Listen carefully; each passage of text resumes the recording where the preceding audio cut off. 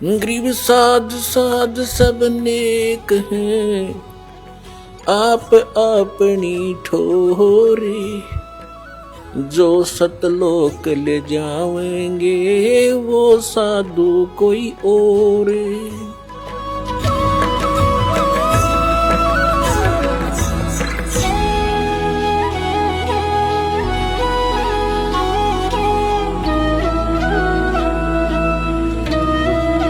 सतगुरुदेव की जय।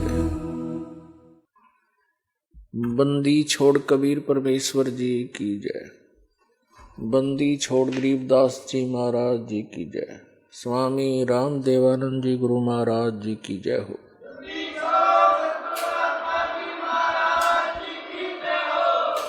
गुरु जी तुम ना भूलियो, चाहे लाख लोग मिल जाही, हमसे तुमको बहुत हैं, तुम जैसे हमको नाही। तुम्हारे विसारे क्या बने, मैं किसकी शरण में जाऊं। शिव विरंच मुनि नारदा, तिनके हृदय ना समाऊं। परम पिता परमात्मा पूर्ण ब्रह्म सर्व सृष्टि रचनहार कबीर परमेश्वर जी की असीम रजा से आप सभी पुण्यात्माएं ये सत्संग श्रवण कर रहे हैं। परमात्मा ने, कबीर भगवान ने, जो हम सब के पिता हैं, हम सब के जनक हैं, उन्होंने आकर के हमें यहाँ ज्ञान कराया है कि तुम यहाँ के वासी नहीं हो। जिस स्थान पर आप रह रहे हो ये आपका स्थायी स्थान नहीं है। आप प्रतिदिन देख भी रहे हो, सैकड़ों की संख्या में व्यक्ति आपके ही नोटिस में, नॉलेज में, समाचार पत्रों के माध्यम से या किसी और रिश्तेदारी में प्रतिदिन इस सारे साजबाज को छोड़कर अचानक मृत्यु को प्राप्त हो जाती है। ये लोक रहने का है। परमात्मा कहते हैं साथी हमारे चले गए। परमात्मा कबीर जी सारा उदाहरण अपने ऊपर ही एप्लीकेबल किया करते थे। दूसरे ने कहे तो नाराज हो जा। हमको ये मालूम है किसी ने रहना नहीं, सब ने मरना है। और किसी ने न्यू कह दे मृत्यु हो जाएगी जब क्या करेगा, तो जिस ज्ञान से पहले न्यू कहा करते क्यों मृत्यु तेरी हो जा, हमारी क्यों है। इसे पक्के हुए बैठे थे कि नो किसा कह दिया मृत्यु हो जा, इस बात का दुख मान जाते थे। तो इतनी बुद्धि है हमारी, हम सत्य को स्वीकार करने के आदि नहीं रहे। सामने देखकर भी हम कबूतर की तरह आंखें बंद कर लेते हैं। तो ये आंखें बंद करें काम नहीं चल रहा है, ये खोलनी पड़ेंगी। जैसे पवित्र वेदों में प्रमाण दिया कि वो परमात्मा सतलोक में रहता है। उसके तीसरे भाग में 3 पोर्शन है सतलोक के। सबसे ऊपर वाले स्थान पर परमात्मा कबीर जी का अपना निज स्थान, बहुत बड़ा एक मंदिर नुमा गुंबद है, उसके बीच में परमात्मा विराजमान है। यानी बहुत बड़े सिंहासन पे, सिर पर मुकुट है जैसे राजा लोग पहनते हैं। राजा तो असली में वही है, बाकी तो कृत्रिम राजा है। 10 दिन के चौधरी फिर मृत्यु को प्राप्त करके गधे बने पावे, क्या के राजा ही है।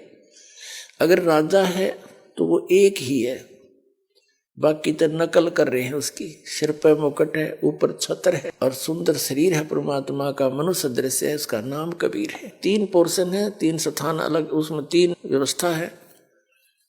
परमात्मा के दूसरे नंबर पर फिर हंस रहते हैं, यानी केवल नर रूप में। उससे फिर सेकंड लास्ट के अंदर बहुत बड़ा, चारों तरफ बड़े बड़े बाग बगीचे, सदाबहार वृक्ष है, पहाड़ हैं, झरने बहते हैं, सरोवर हैं बड़े बड़े दरिया, और दूध दरियाएं बह रही हैं दूधों की। अमृत सरोवर है, और उसके साथ ही ऐसी ही सृष्टि है नर और नारी करके, ऐसी सृष्टि है।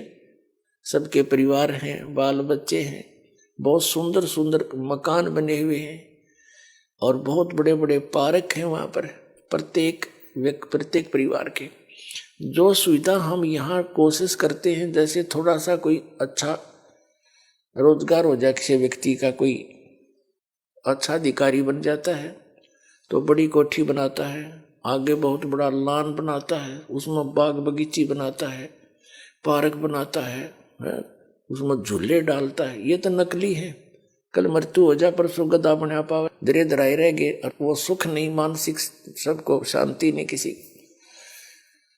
और वहां पर ये सारी सुविधा थी जिसको यहाँ खोज रहे, या वो वस्तु हो ही नहीं सकती, उसका कुछ एक थोड़ा बहुत एक नकल सी कर रहे हैं।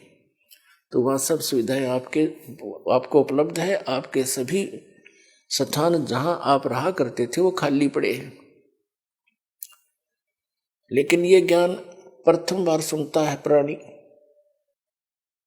600 वर्ष पहले परमात्मा ने बताने की चेष्टा की, किसी ने सुना नहीं, उन्होंने गुप्त रखा। ये मूल ज्ञान है जो दास को दिया है। कबीर साहब ने कहा था, धर्मदास मेरी लाख दुआई, ये मूल ज्ञान की तो बार न जाई। मूल ज्ञान बार जो पढ़ी, बिचली पीढ़ी हंस नितरही।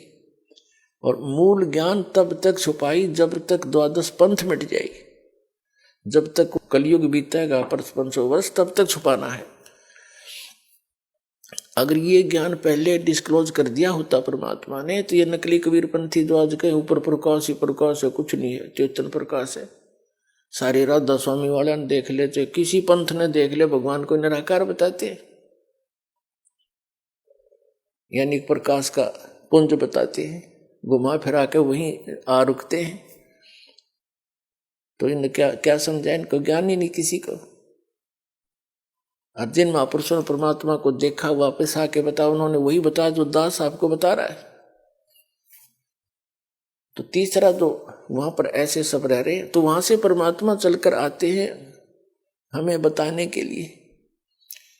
तो ऋग्वेद मंडल नंबर 9 सूक्त नंबर 86 मंत्र 26-27 में, ऋग्वेद मंडल नंबर 9 सूक्त 82 मंत्र 1, 2, 3 में, ऋग्वेद मंडल नंबर 9 सूक्त 20 मंत्र 1 में, ऋग्वेद मंडल नंबर 9 सूक्त 94 के मंत्र 2 में, ऋग्वेद मंडल नंबर 9 सूक्त नंबर 95 के मंत्र 2 में, ऋग्वेद मंडल नंबर 9 सूक्त 94 के मंत्र 1 में, 2 में नहीं, और 95 के 2 में ये स्पष्ट किया है। और ऋग्वेद मंडल नंबर 9 सूक्त नंबर 96 के मंत्र नंबर 16 से लेकर 20 तक, और भी अनेक स्थानों पे ये स्पष्ट किया है कि परमात्मा परम अक्षर ब्रह्म पूर्ण परमात्मा, सत्य पुरुष, अमर पुरुष, अविनाशी परमात्मा मनुष्य सदृश है, राजा के समान वहां ऊपर तीसरे पृष्ठ में बैठा है, वहां से चलकर गति करके आता है,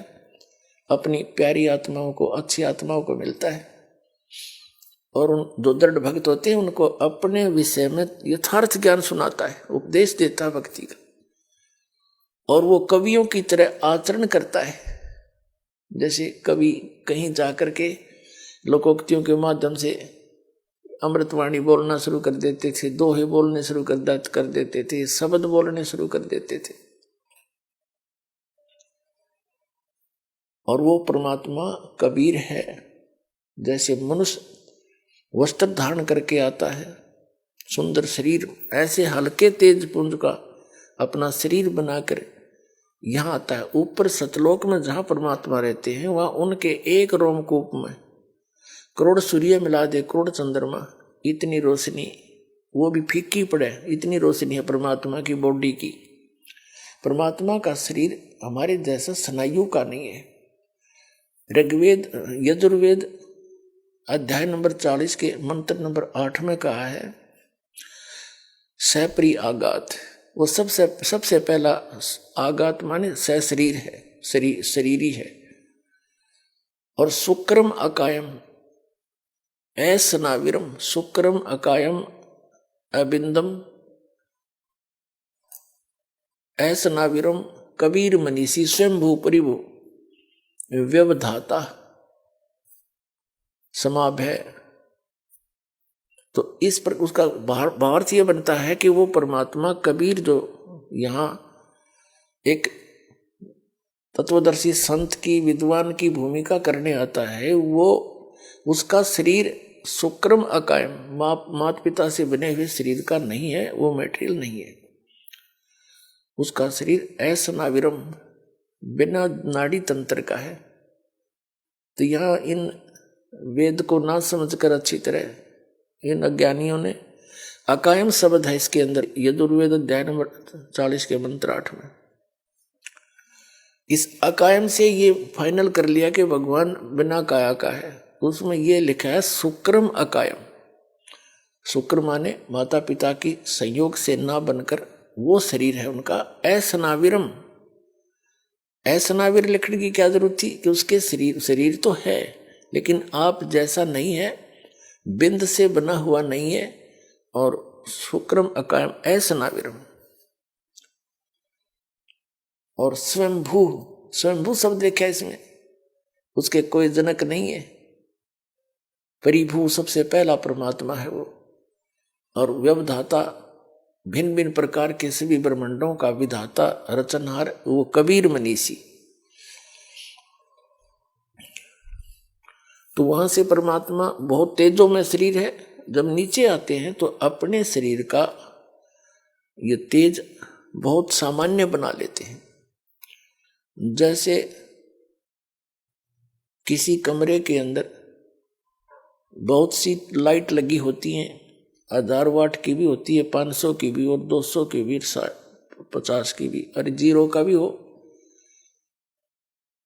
सबके जैसे सबको जगा तो जगमग हो गया कमरा कक्ष, और सबको बंद करके एक 0 का बल्ब यानी ट्यूब जगा दी या 10 वाट की जगा दी तो सिंपल सा प्रकाश शेष रह गया। ऐसे ही परमात्मा का शरीर है। वो जब चाहे उसको हल्का बना ले, बटन ऑफ कर लिया अपने, और जब चाहे सारे तेज को प्रकाशित कर ले। तो यहाँ अगर वो उसी रूप में यहाँ आ जाएं तो हम चरम दृष्टि से उनको देख नहीं सकते। इसलिए वो अपने हल्का तेज पुंज का यानी आम मनुष्य जैसा ही शरीर बना है, तो ऐसा ही, लेकिन उसके प्रकाश में अंतर है, प्रकाश कम कर लेते, इतनी सी बात है। और वो कवियों की तरह आचरण करता है। तो ये कर्या किसने, ये लीला कबीर परमेश्वर जी ने, दानक जो लाए कबीर जी ने। तो इससे ये भी सिद्ध होता है कि वो परमात्मा है जो वेदों में वर्णित है, वो लीला किसने की, वही भगवान है। तो कबीर परमेश्वर जी दानक जो लाए काशी वाले ने की, तो ये कबीर इज गॉड।